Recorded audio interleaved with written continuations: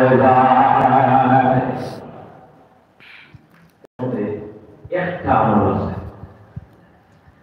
আচ্ছা আল্লাহ বলেন মাহবুব আর আমরা আবি। আমরা কে একটু বুঝে জন্য বলতেছি, আপনারা একটু উচ্চারণ করবে, আপনাদের জানা হবে। আমরা হে আবি ইবাদত করি, আমরা কার ইবাদত করি?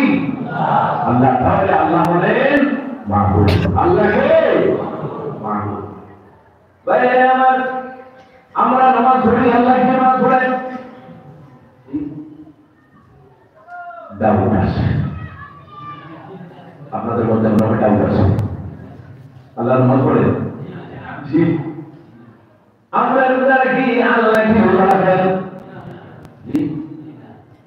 রোজা রাখার জন্য কন্ডিশন থাকতে হবে। জি। রোজা রাখার জন্য কন্ডিশন কি থাকতে লাগবে? আল্লাহ আল্লাহ বলেন না, একটা গুণ আছে, তিনি খান না, তিনি খাওয়া। সুবহানাল্লাহ। এইভাবে আমরা তসবিহানি বলি, আল্লাহ সুবহানাহু ওয়া তাআলার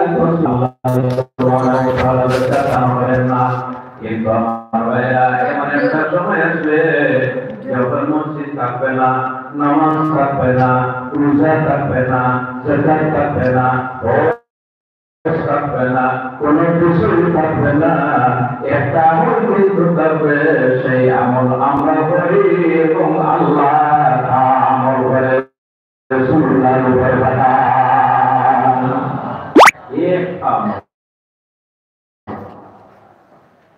সেই আমলটি হলো কোরআন শরীফের মধ্যে রব্বুল আলামিন ঘোষণা করেন, যাদের জানা আছে আমার সঙ্গে আপনারা তিলাওয়াত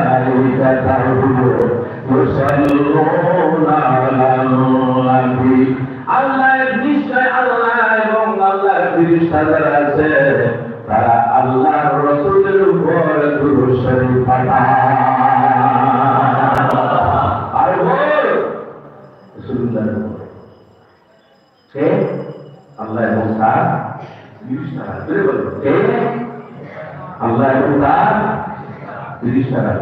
সময় সময় আমরা যেভাবে চাইলে নামাজ পড়ি, আল্লাহ এইভাবে দূর সময় আল্লাহ আল্লাহর ওলির উপর দুরূদ শরীফ পাঠাইলেন, আসর সময় না, এইভাবে না।